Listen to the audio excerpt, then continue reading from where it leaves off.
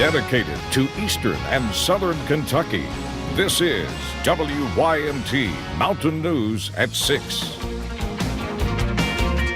A recent study from the Washington Post shows pharmacies in Johnson County received nearly 25 million pain pills between 2006 and 2012. After government crackdowns on many clinics across our region, police now say many addicts are changing the way they get high. WYMT's Marianne Fletcher went to the Johnson County Sheriff's Department to learn how this has affected their jobs.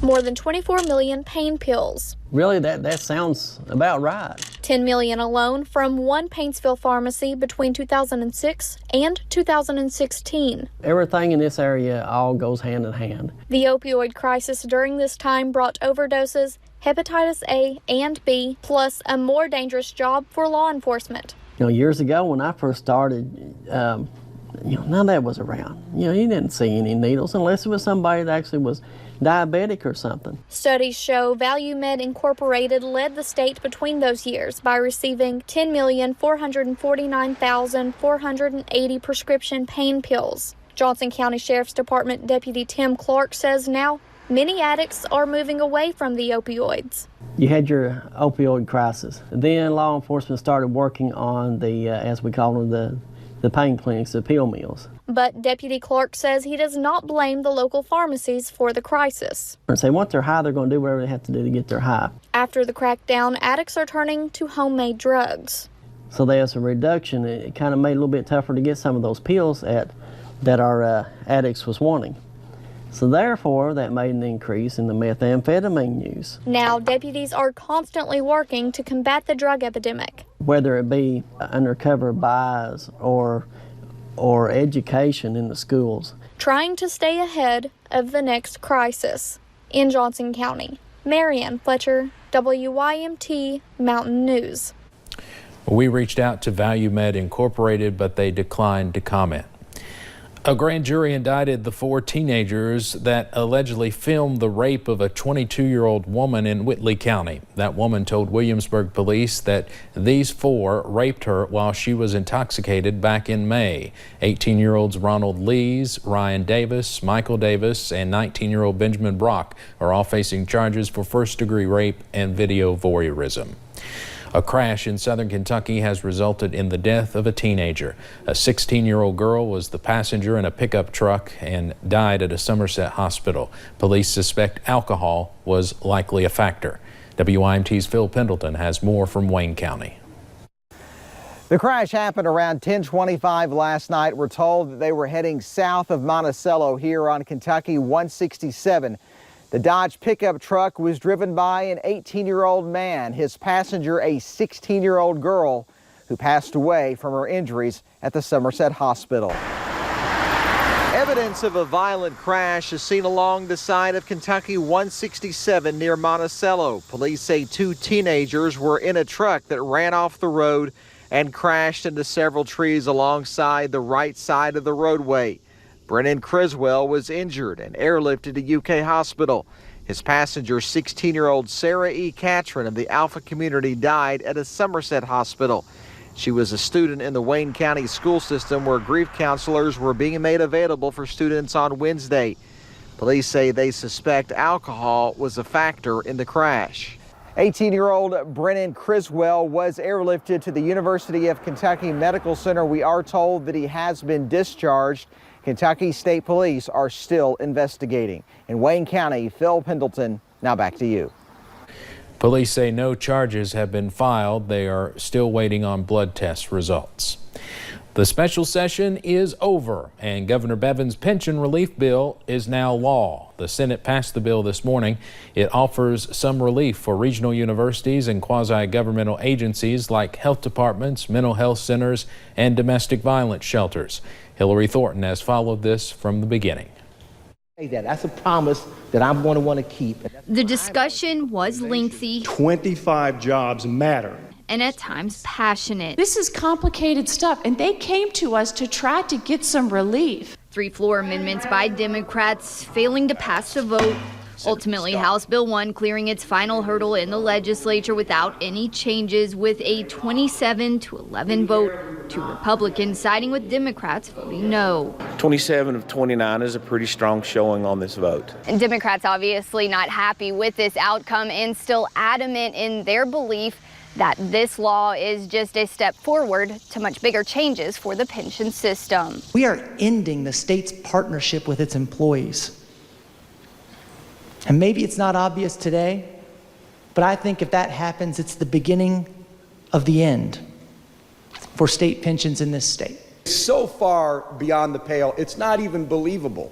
It's a red herring, a ruse, something to get the attention of groups not even affected by this bill and to attempt to fire them up here in the middle of the summer against this bill. Governor Matt Bevin signing the bill into law just a few hours after its passage. The legislation that is now state law drafted by the governor. It gives groups some immediate relief with a 1-year freeze at the 49% contribution rate. It then gives them the option to either stay in the system or to exit it by paying what they owe in a lump sum or in installments. It doesn't pick and choose for them, doesn't force one size upon all, but it lets every single one of these organizations make the decision that's best for them. Hillary Thornton, WYMT Mountain News. Attorney General Andy Beshear has threatened legal action over this legislation. At this point, a lawsuit has not been filed.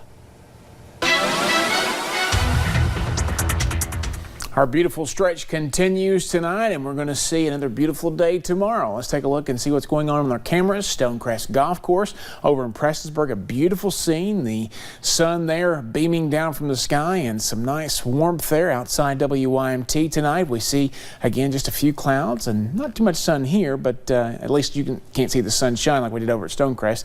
And over Whitesburg, another beautiful scene there as well. That's basically the word of the day. The word of the week is beautiful. 80 right now here in Hazard. 77 in Harlan and Williamsburg, 79 London and Somerset, 77 in Prestonsburg, 75 in Pikeville. Those dew points still way down, so very comfortable out there when it comes to humidity. Your appcast for the rest of the evening, we are going to see those sunny skies continue. Clear skies overnight as temperatures drop into the mid-50s by early tomorrow morning. I'll have the rest of the forecast coming up here in just a few minutes. Steve? All right, Brandon, thank you. Looking good. A walking trail in Manchester will soon be getting some upgrades, allowing for greater accessibility. The city of Manchester received a nearly $225,000 grant to make changes to an existing trail. The trail that runs along Goose Creek River will be blacktopped. That allows more people to use the trail in different ways. This will allow for handicap accessible, make it easier for people to travel that are in wheelchairs. So if they wish so, it's here. The grant also allows for proper drainage, benches, and trash receptacles. Officials say they hope to begin construction in September. The trail will be closed during that construction. If you have a car seat in your vehicle, have you checked lately to see if it is installed properly? London Fire and Police Departments teamed up to offer free car seat checks to anyone who may be unsure. Highway safety officials were also giving away new car seats to anyone whose car seat was not appropriate for their child. Karen Dowdy was at the event and was surprised to find out her car seat was not up to standards. I'm overwhelmed that, that they're giving me a new car seat. Was not even aware that my car seat was out of date. I had bought it, just for my grandkids and hadn't really paid any attention to the date on it. If you could not get to the London Fire Department today, they will check your car seat any other day. Just make sure to call and make an appointment beforehand. 4 organizations in Letcher County are seeing the benefits of using solar energy for power. WYMT's Katie Cook talked with one executive of a nonprofit to learn more about the project.